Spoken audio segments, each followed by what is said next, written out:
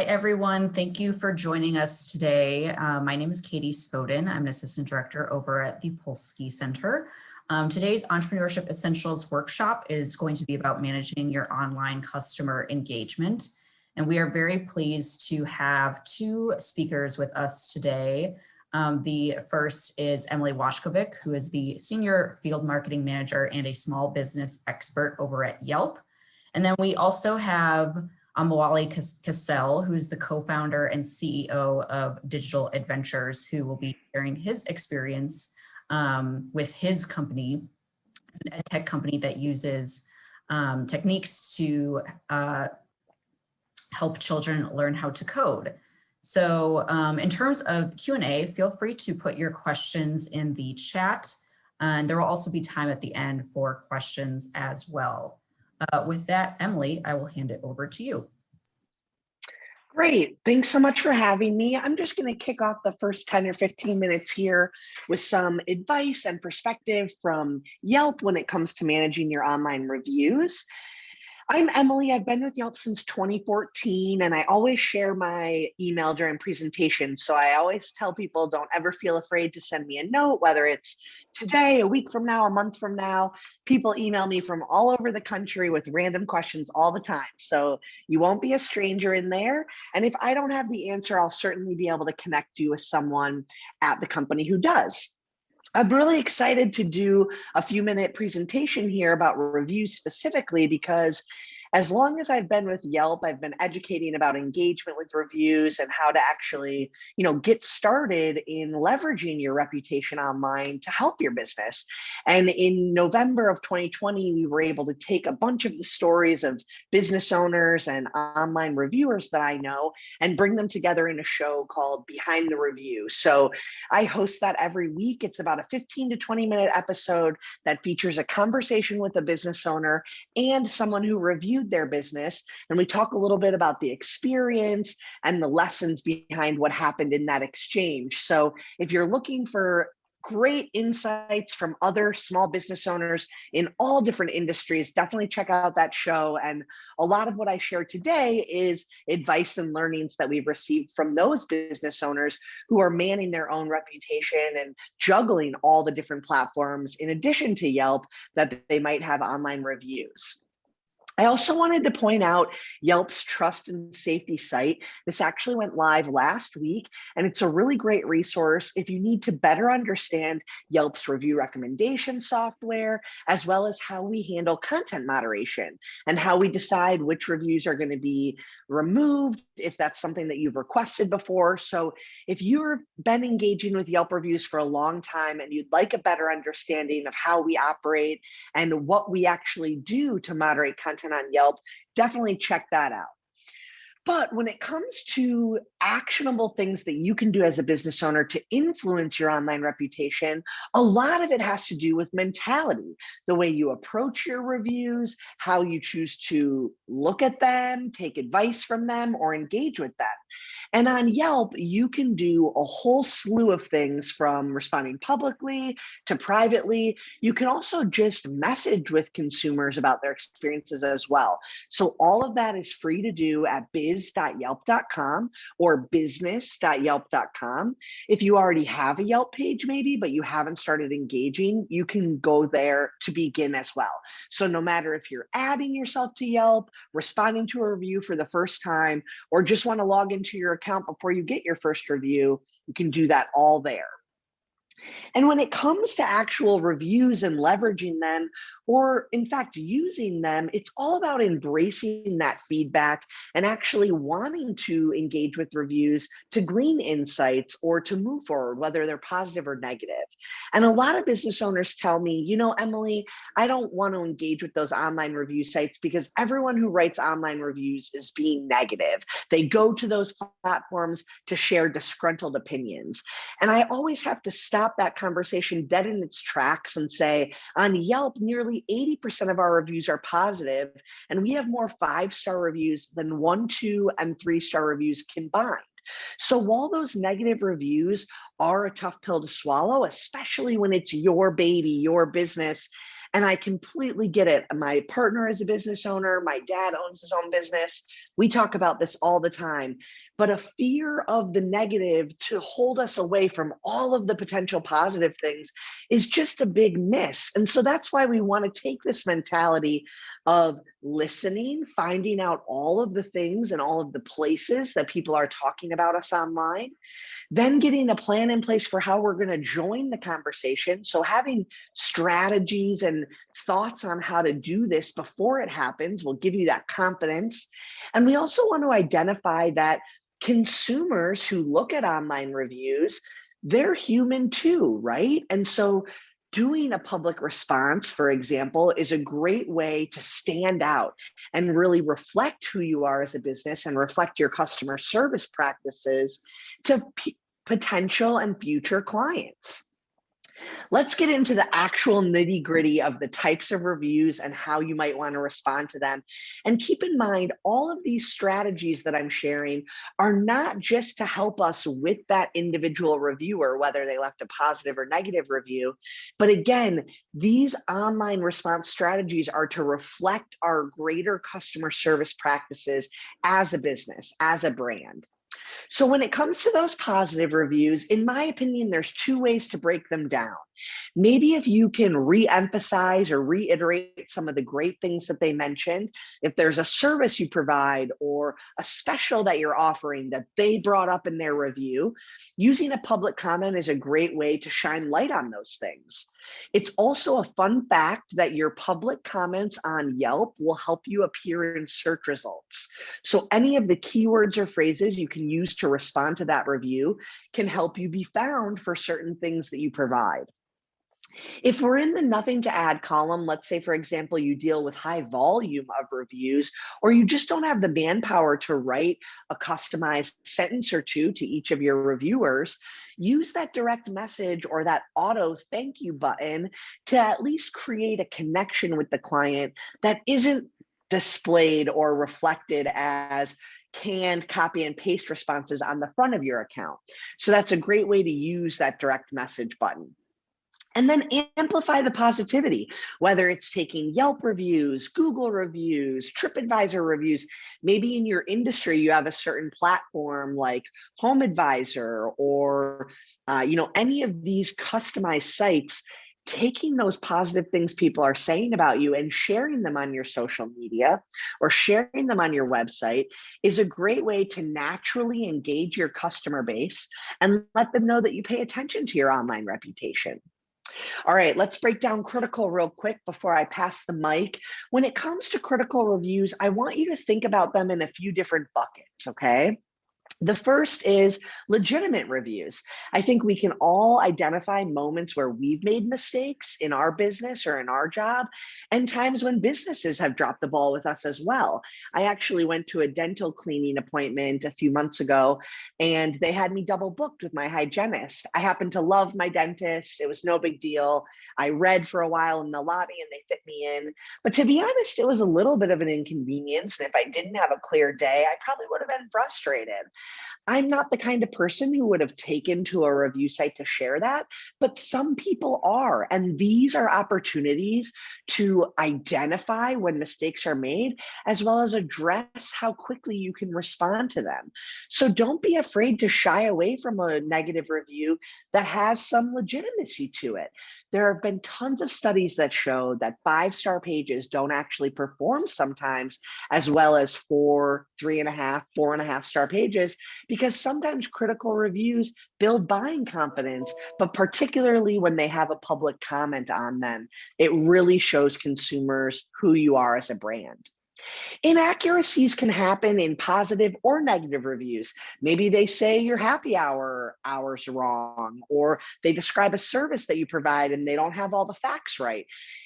Providing public comments in those instances to set the record straight is great. But I want to reiterate here, public comments should not be a channel for you to get into a back and forth dialogue with the reviewer. You want to thank them for taking the time to provide feedback, maybe address an item or two that they mention, and then take that conversation offline, whether it's a direct message, a phone call, an email. You really are using that public comment simply to reflect your customer service practices. Rants and raves, I just want to point out that all of us as consumers are human too. We can identify those reviewers pretty well, but on Yelp in particular, if you click on the reviewer's name, you'll get their full Yelp profile and a breakdown of all the reviews they've written. Some of our users do fall into that small category of always writing critical or negative things. If it seems like a situation where you're not going to win much by doing a response, maybe do a direct message or let those reviews go. And remember that consumers have that same critical eye and they can identify those negative Nancy's in a slew of otherwise positive reviews as well. I want to always remind you guys, when we're dealing with online reviewers, even if it's frustrating and they're hiding behind the keyboard to complain, we need to be the professional ones, right? We need to take a moment to pause, maybe bring in a colleague or a friend. Even shoot me an email sometimes if you want someone to read a response before you post it. Take the high road and remember, it's not about this one customer. It's about all future customers who are looking at your reputation. And then I had a famous business owner I used to always present with who would say, take comfort in knowing you can't please 100% of your customers 100% of the time. If you're doing enough business, you're bound to fall into business with someone who's a little bit of a negative Nancy. And whether that results in an online review or just a really tumultuous situation completely offline, you have to know that sometimes that's the price and the duty of doing a volume of business. Last point I always need to make about Yelp is we have a review recommendation software. It's there to protect consumers and business owners alike. So we want to make sure we're recommending the most reliable and trustworthy content.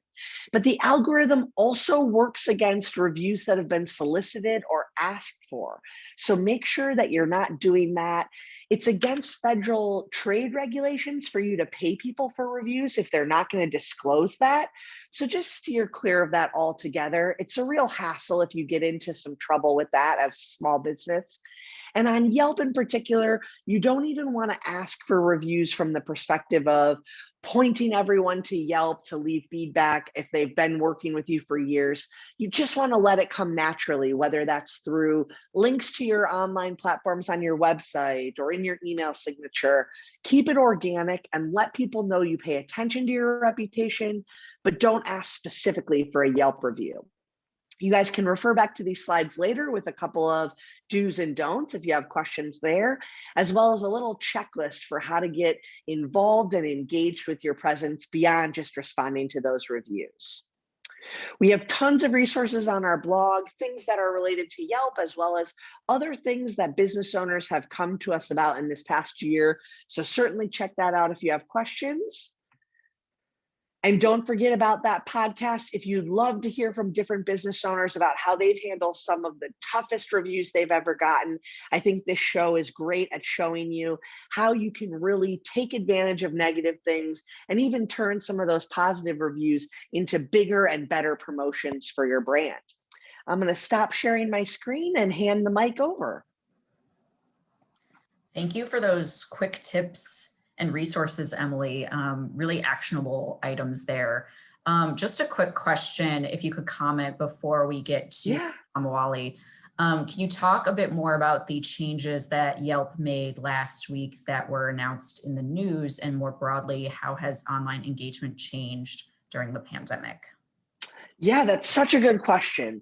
So I believe the big news last week was about that trust and safety site, pardon me. And essentially the trust and safety site is an expansion on explaining Yelp's stance when it comes to reviews, both on solicitation, how the algorithm works, and a few other resources.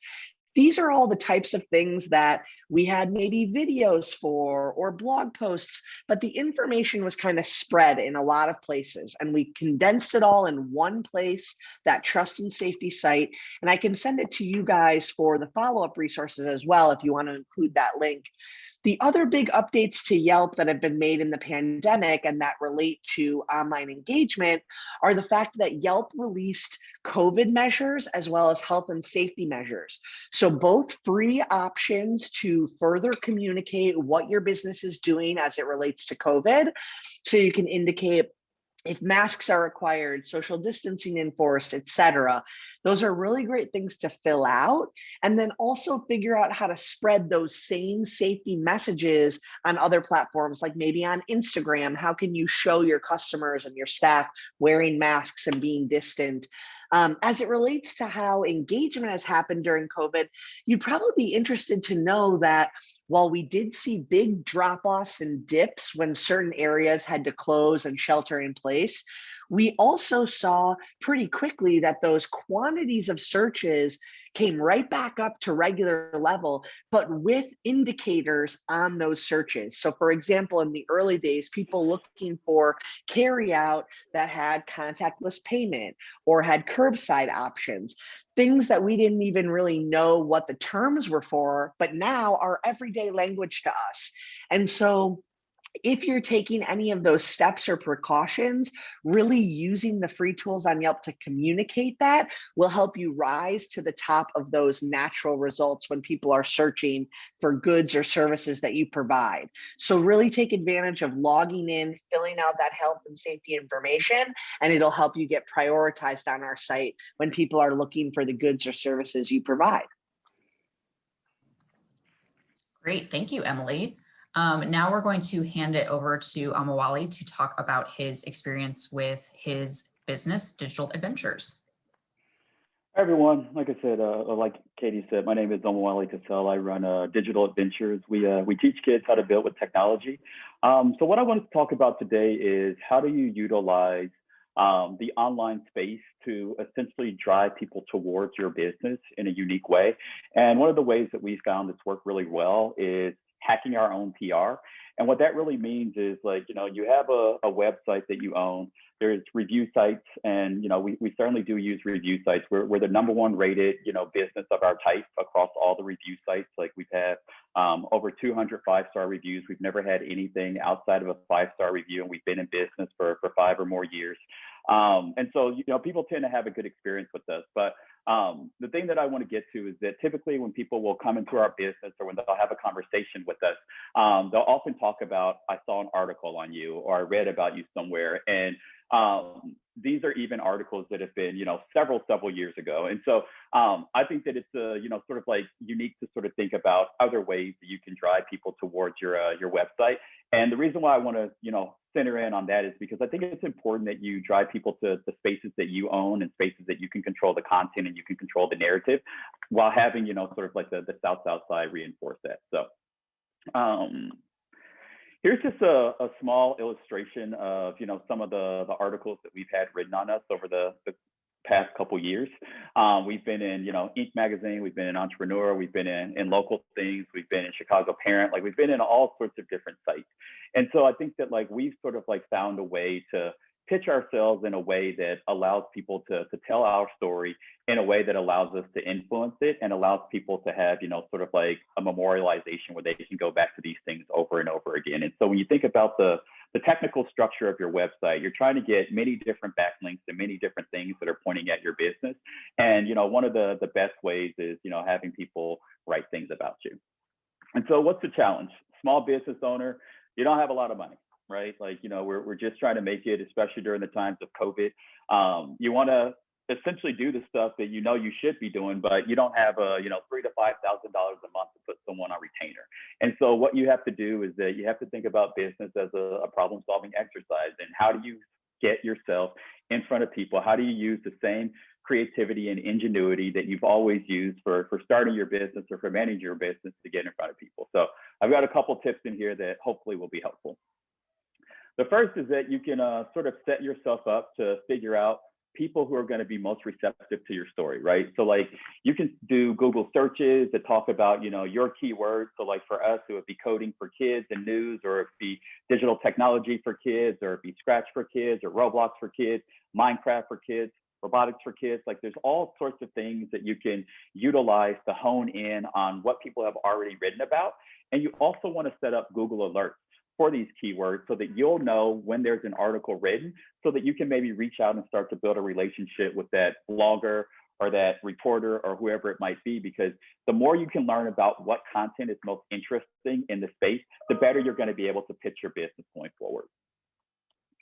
The next thing is that there's actually a couple of sites that allow reporters to basically go to them, and it's basically a long list of reporters that are interested in writing stories. So Haro is a site that I've used a lot, help a reporter out. And it's basically usually a list that you comes out 3 times a day, I think 4:30 a.m., 11, and maybe 4 p.m.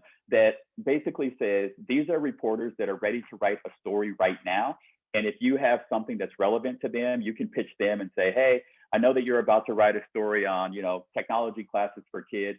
Here's what we do. Sometimes they have local focus, sometimes they have national focus, but these are basically what I call like being able to strike when the iron's hot. Like these are reporters that have said, I'm about to write about something within the next 3 hours, 4 hours, within the next day. And so if you sort of think about if someone is under a deadline, you want to get into their psychology and into their mindset, and you say, well, if you're about to write a story and I have something that seems to fit that criteria, if I can jump on that right away, then I have a pretty good chance of being able to get into that story.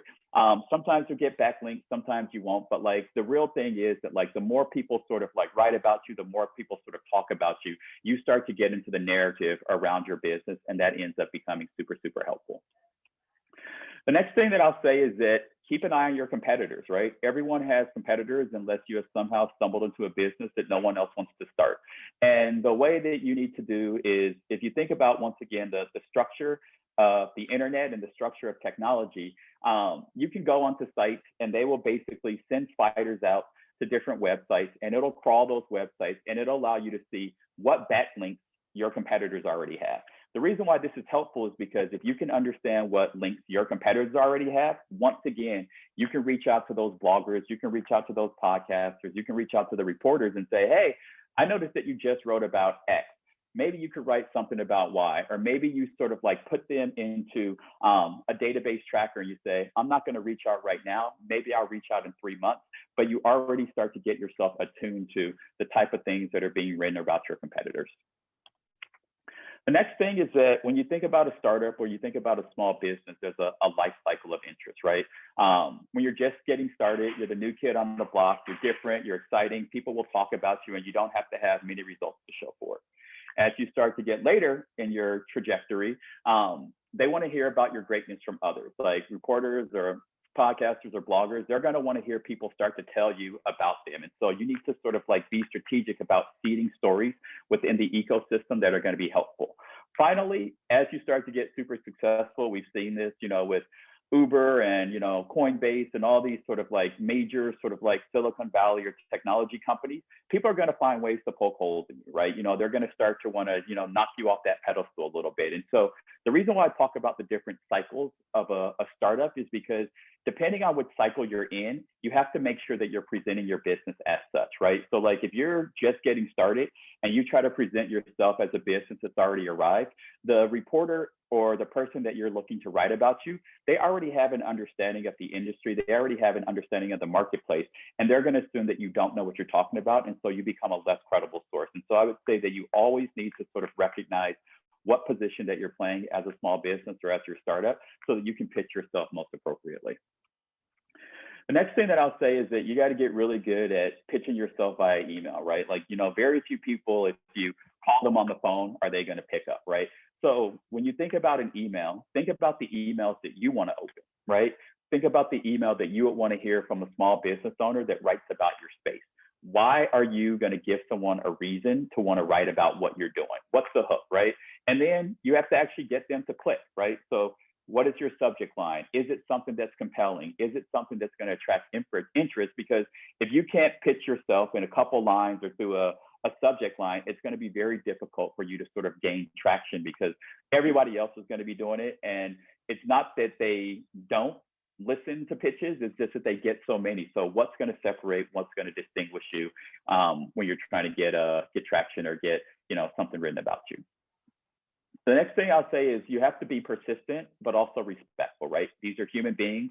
There's a human being on the other side of that email that you're sending. There's a human being on the other side of that cell phone that you might be calling. And so don't assume that just because someone hasn't followed up with you doesn't mean that they're not a good person or doesn't mean that they don't have value to add, right? What you have to realize is that if you're a reporter, like the press and newspapers and podcasts and all these things, like they're consolidating.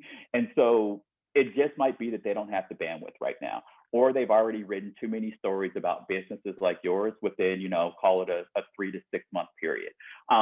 And no one is ever you're never gonna be able to force someone to write about your company. It doesn't matter what you do. You can call them every day. You can email them every hour. Like if you become the person that seems to be a bully or seems to not be a good person, no one will ever want to talk about you. No one will ever want to write about you.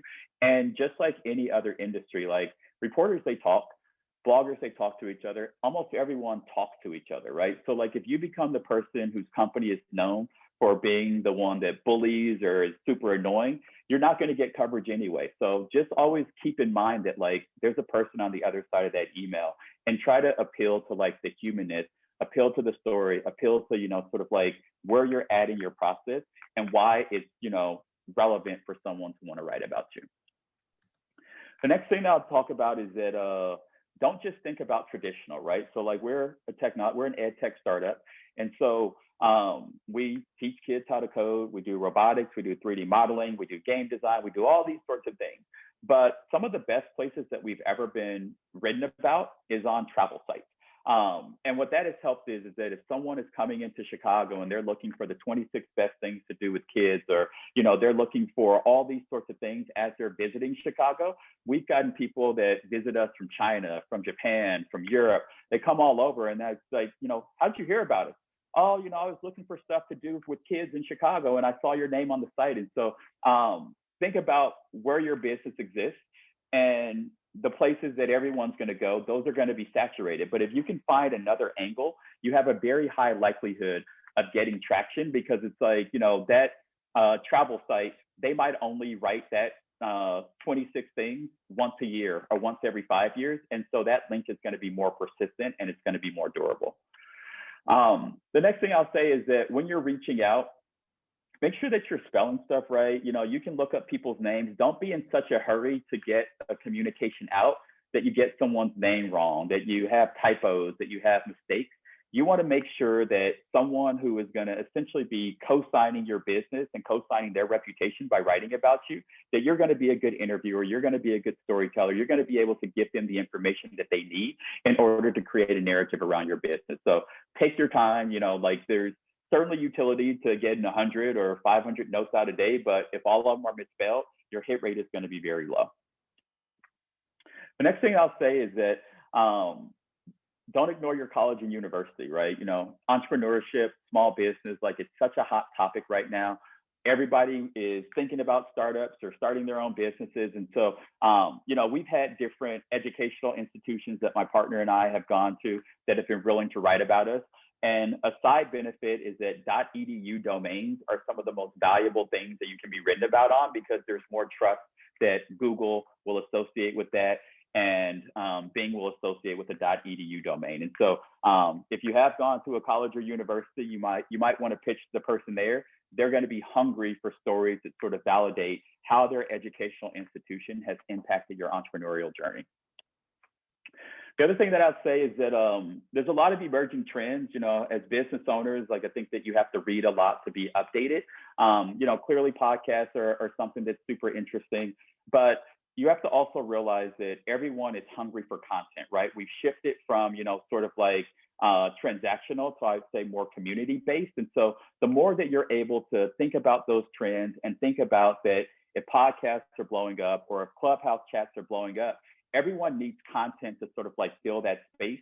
And if you can be a place that a business or a story that helps fill that space, then that's going to be super, super helpful to anyone who's trying to create content, right? Because a good example of this is we got on the Rework podcast, and I'm not sure if you all are familiar with Rework, but there's a company here called 37 Signals that was started by Jason Fried and DHH, who's actually the creator of Ruby on Rails.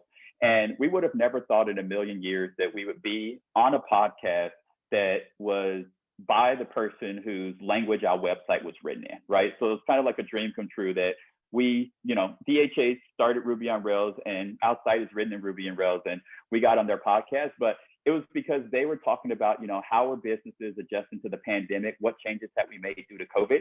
And so we were able to get in front of a much, much larger audience than we had previously because of being able to be, sort of like involved in the emerging trends. That's all I got. Thank you, Amawali. Those are great resources that you shared, all of which are new to me. So I'm glad that hopefully they're new to some of the other folks on this call as well. Feel free, we do still have some time, so feel free if you have questions for either of our presenters, feel free to put those in the chat. First of all, we have a couple questions from Ned that Amawali, I believe are for you. Could you share an example of a subject line, an email subject line that's been helpful or successful for you when you're trying to get the attention of a reporter or blogger? I'd say probably, I think that we probably did something along the lines of like UI grad start ed tech startup when we were reaching out to the University of Illinois. I'm trying to think what other one. What's a good one? I mean, I think that like, I'd say that more broadly, they've just been like shorter and, you know, sort of like attention, like what we try to do is sort of like give people a reason to click in. And so, and I can put this presentation in the chat if you all want. Maybe I'll PDF it. But I would say that that's probably one that sort of like stands out to me that got U of I to pay attention, even though we hadn't been students there for several years. Great. And another question for you, can you speak to if you've used your PR strategies to help expand into new regions? I believe what this person is asking, you know, SEO is so regional based, like you made a lot of references to Chicago, but what if someone is trying to build a business outside of just regionally? What would be your suggestions when they're trying to break into a new market that they might not have a presence in yet? That's interesting. So I think that we actually have customers from all across the country now due to COVID. So we've got customers in Seattle, we've had customers in Kentucky. Like I said, like people have often sort of like come in from afar. And so I would say that having your company name connected to stories where people can do secondary research has been super helpful. But quite honestly, like a lot of our business comes through referral, right? So like someone will be taken, I mean, like we've got customers in New York, there's customers all over now that we're online and we can service, you know, sort of like a broader ecosystem. But I would say that, you know, first and foremost, like it starts at the foundation of like having a good product, having people enjoy what you do, and like, you know, reviews and articles and narratives, like those are just like the output of that. But I would say that we haven't necessarily, I mean, like for most of our existence, we've been a business that's in and around the greater Chicagoland area and the suburbs. And, you know, I don't think that we intentionally sort of like sought customers in Seattle or New York. It was just people sort of like heard about us, or they had friends that were like, hey, I've been going to this thing. Now that they're online, you know, maybe you can join up. But I would say it hasn't been something, we haven't intentionally used PR to go into additional geographies, although you give me an idea now that maybe we should. Great. Quick question about Awali. You were sharing a lot about how to get other people to write about you and create content on your behalf, but what is the case when you're trying to share your own content, whether that be through social media or newsletters? How do you use those strategies when it's your words that you want to get out there versus, you know, reporters or bloggers writing about you or the company? Sure. So we've been blogging every week since we launched. So that's been a thing. Content has been a thing that I have invested differentially in, right? So I mean, like a couple of hours each week, making a blog post pays dividends. We've got a Facebook that we put out different things. We have a YouTube channel. We have a Pinterest thing that's got, you know, 100,000, 150,000 or so monthly viewers. And so I would say that the way that we think about creating your own content is that you have to share it where, you know, sort of like people are willing to listen to you, right? So like we have a customer base, and so like we share our newsletter content with them each week, which is a blog post. It's something that we find interesting about the ed tech ecosystem, as well as, you know, something about one of our classes, right? Whether it's a class or a camp or a birthday party or whatever it might be. And those get very high open rates. Those get very high click-through rates. We often do a pretty good amount of business from just our newsletters, but like we've been intentionally building our newsletter or our email list since the very beginning, right? You know, offering people opportunities to sign up. I would say that, you know, sort of like the next layer is that we're micro slicing our content, right? So we're saying that, you know, we've got these new project walkthroughs that we do for our online content. And we allow people to access, the first 3 or 5 steps for one of our projects. And then if they want to unlock the rest of them, they can drop their email address and we'll unlock the whole thing for them. And so I would say that we often think a lot about content because based on the amount that people refer people to our business, we know that if we can give people just sort of like a snapshot or a bite size about how we think about things or, how we sort of conduct ourselves, that it's helpful in bringing in, more and more people. Great. We have a question from Sarah. Obviously, this presentation was geared towards a company managing their reputation. What would be either of your suggestions for an individual who's an entrepreneur and is trying to build their own personal brand as a thought leader in terms of their online reputation? Would your suggestions be any different for someone who's looking to build their personal brand as opposed to a company brand? I think the biggest differentiating factor that I would acknowledge is really the value of getting your content on partner platforms when you're just working on an individual brand. So I think there were some great recommendations for how to do that as a business. But I think when you're working on your own personal reputation as an industry expert, for example, in a certain topic, putting that content out, whether it's on your own website or blog, is great, but then finding those partner platforms where you can get your message spread will help you just kind of take that message broader and bigger than simply working on your own SEO. That would probably be my best advice. Yeah, I would agree with that. I think that there's oftentimes I would say that nowadays, it's often hard to differentiate between brands and companies, right? I mean, in many ways, we sort of we are the both personal brand as well as we represent our company's brand.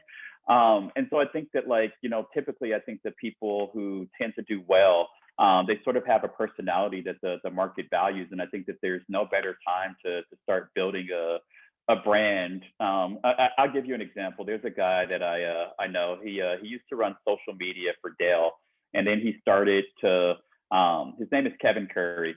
He makes cookbooks now, and he started personal brand on Instagram. I think he's got over 1 million followers now, and he does basically healthy recipes for men to stay in shape. And so he started building a following. He would take pictures of the meals he was making.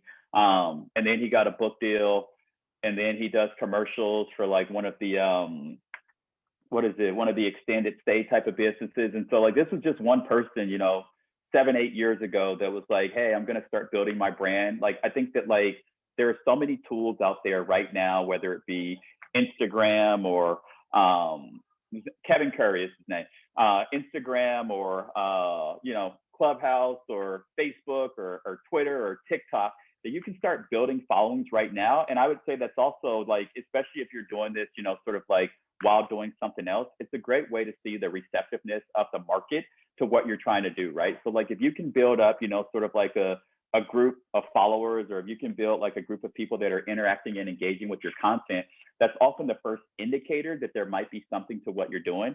Obviously, the best way is to build something and charge people money for it, which is super important. But I would say that there are steps that you can take that sort of get you on that path, especially right now, because the cost of distribution is getting lower, but the ability to sort of attract the attention is higher than it's ever been, right? So when you think about a world that has exploding content, what's going to make someone want to click on your Instagram? What's going to want to make someone watch your TikTok? What's going to want to make someone read your blog? And so I would think about, yes, we flatten, sort of the access to content, but you still have to make yourself stand out. And so I would say that show how you're unique and start sort of building it. It's one by one. It's thinking about things very, very uniquely and having a perspective on the market. Another person that I would say is good to look at is there's a professor at NYU named Scott Galloway. He's built this reputation about sort of thinking about how companies are either really good or really bad. He's a marketing professor at NYU. And he started off just writing about companies and tweeting out things and doing sorts of things. And now he's got, multi-millionaire. He's always on Fox. He's always on CNBC. He's always on CNN. giving feedback and perspective about like how companies are not, really reinventing or reimagining themselves for a digital future. And so once again, one person that sort of like takes the content and sort of explodes it. And a name probably everyone hates, but I think he does a great job at content is Garyvee.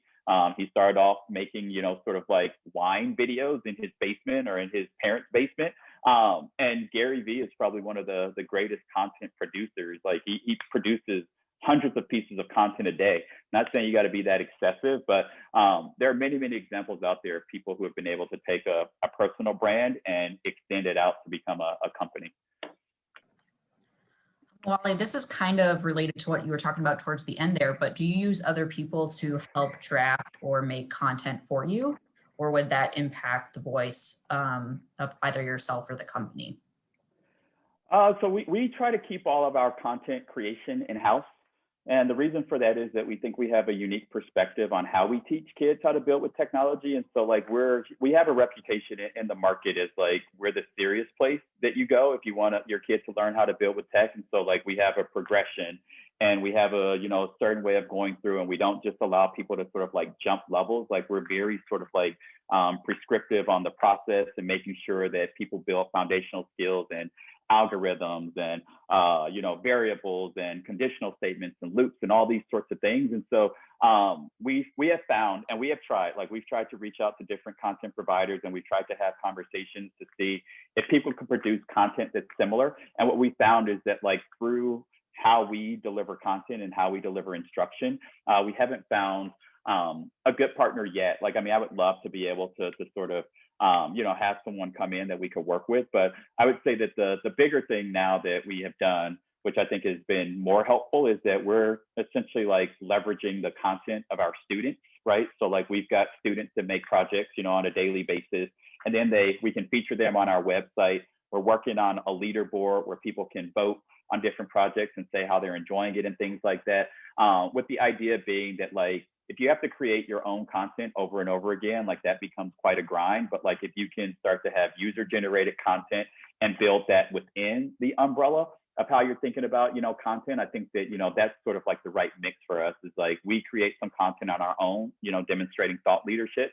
And then we have sort of like the result of that, which closes the loop to say, hey, here's how we think about teaching kids how to build with technology. Here's some projects that these kids have made, and you can sort of like judge for yourself.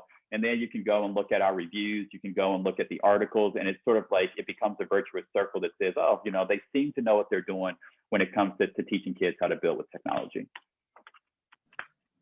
That's a great example. It looks like we don't have any other questions in the chat, but just as a final question from myself, I know this wasn't necessarily the point of the presentation, but I'm curious what both of your guys' thoughts are on this is influencer marketing and how you can partner with external parties in terms of them creating content on your behalf. How would someone who's new to that get started? Yeah, we do a lot of influencer marketing like within Yelp as well through all of our social handles. And I think the biggest learning, and Garyvee talks about this all the time, is making sure that you're not just paying a lot of money for a famous person with an audience that doesn't line up with yours. So it's much better to pay a smaller fee to a micro influencer whose audience is actually cross clientele for you than to spend tons of money with a big name and you're really only reaching a small fraction of their followers. So there's actually an entrepreneur article that Garyvee wrote with the editor-in-chief Jason, and it's all about like, I'm too expensive for you. And it's kind of explaining to business owners like, you would try to stash away, hundreds, if not just thousands of dollars to get me because you think I'm popular, but you could pay $500 or $1,000 and work with a micro influencer who doesn't even have a tenth of my followers, but has sticky people in their audience who are actually your clients. So I think that'd be my best advice is not getting so blinded by quantity of followers or, this big page as opposed to the appropriate followers, and finding value in micro influencers, especially if you're working with a micro budget, because they have power as well. Yeah, I would say that we want to be the micro influencer. We want to be the influencer in the space, right? And so like for us to sort of like outsource it, right? So I mean, like we're creating like YouTube videos right now that go through our projects.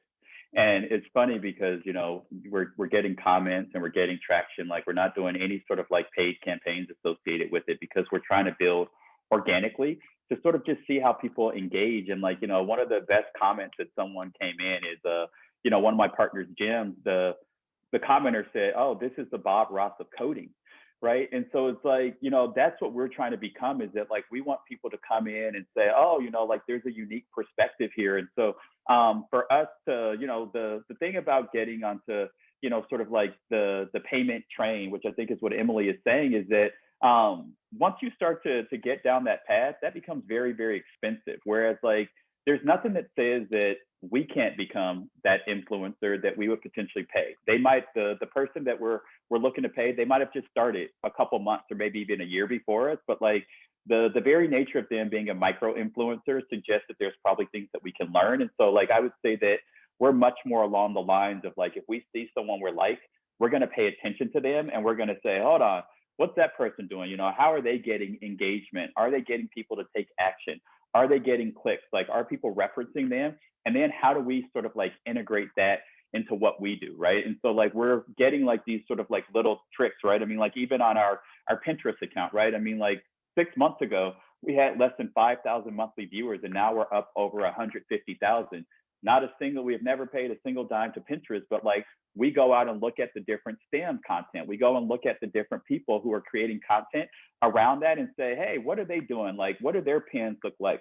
What do their links look like? How do they describe things? How do we create stories in here? And like it's exploded our content. And so like now we're a micro influencer on Pinterest, right? And so it's just like we start that and then we can go to other platforms and sort of take those learnings. And so I think that like future sort of like businesses, or I mean present day businesses, as well as those that hope to have a potential of competing going forward, you need to be your own community. You need to be your own way of engaging with your audience, because like that's how you build trust. Like even I mean it's similar to sort of like venture. Like the purpose of venture is to build a business, right? So you get money so that you can build a business. The purpose of influencers is that you want people to go and buy from your business. You want to influence them, but like why not just cut out the middle person and be that influencer that you hope to, you know, sort of like pay, or you hope to sort of engage with? And so we're very bullish on sort of like the future of content and the future of online engagement, because if you sort of look at what COVID has done in terms of I think made people realize that like omni-channel is like a super, super important thing, but like figuring out how to engage with your customers, figuring out where they're hanging out online, and then figuring out like how to get them back to your own space, which is your website, and how they interact with your product and service. Like that's what's durable. And like all you're doing is almost like, I don't know, I feel like in many ways you could be shortcutting yourself, and like you might see a bit of a spike, you might see like a bit of, you know, increased traffic, but like what you want is people who are like, I'll take your crappy YouTube video right now because I see something. And then as you iterate and as you improve, like, you know, I think that the audience starts to grow exponentially. And I think that that's sort of like the beauty of technology, is that as you sort of like find the sweet spot, as you sort of understand how the technical nature of things works, you're able to get, I think, much, much further than you could get, you know, even on your own. And there was an article that came out which surprised me recently. Airbnb talked about that they have had a, you know, sort of like a community or a PR strategy from day one. And I don't know if most people realize this, but Airbnb, you know, a recently IPO company, had 500,000 articles written about them last year. So company that's at like the top of the, you know, sort of like pyramid chain is still going out and getting like little stories. And so if you think about 500,000 stories, those were not all in, you know, the Tribune and the Washington Post and the New York Times. Like they have figured out a way to unlock tiny communities that really, really, I think have helped them along to get people essentially like back traveling and back visiting their properties. I feel like that's a very powerful note to end on, is empower yourself as the business owner to be your own micro influencer and best advocate, as opposed to potentially outsourcing it to somebody else. So thank you for that perspective. Sarah, I see there's a question in the chat about what tools do you find to be the most valuable for your approach to PR and marketing? Are there certain apps or paid subscriptions? Amawali shared some earlier in the presentation, and we'll send out this recording as well so you can reference those suggestions. But it looks like that's our last question. Emily and Amawali, thank you so much for sharing your time and expertise with our audience today. Thanks to you all for taking the time out of your day to come and attend this workshop. Our next session will be tomorrow, actually, and it will be about fundraising for startups. And I will send the link to that once we exit out of this webinar. But Emily and Amawali, anything you'd like to leave the people with before we end today? I mean, the only I thing think I the would last, say is, oh, go ahead. I was just gonna say that, like, starting a business or like running a business, like that's one of the most like valuable things that you can do. And like, even if it's hard, like COVID is, I don't know. I think it's like the punch that no one saw coming. But like those who are able to sort of like make it through COVID, like it's going to be the same way that people made it through the Great Depression and made it through these other challenging. Like if you can keep your business going, you don't have to profit right now. You can break even. You can even lose money right now. Guess what? Everyone's probably doing it. Like keep with it. Like business, running a business and like controlling your own destiny and like building wealth for yourself and your family through entrepreneurship is such a noble endeavor. And so like I would say just like keep at it. Like don't give up just because the last 100,000 months that was 2020 sucked. Like keep at it. So I'll stop there. And I was just going to say that, you know, I think a big thing that we saw happen this year as people were figuring out COVID and trying to navigate that was they stopped getting only the professional or the polished content out there. So rather than always having a plan or always, you know, executing this great vision for how you're going to express yourself online as a business or a brand, people were just kind of doing it. And I think going into the last example that Amali shared, it's a combination of just doing it as well as trying new things when they come out and being an early adopter on a platform when they give you a new tool to play with. And hey, if you're trying Reels for the first time or you're getting yourself on TikTok and you think you're looking silly while you're doing it, you're probably doing it right because you have to just kind of get started and, you know, try the functions and features and kind of put your feet in the water. So don't worry so much about everything being polished before you publish it. I think people are loving to see behind the curtains and really seeing the authenticness of your business and your brand.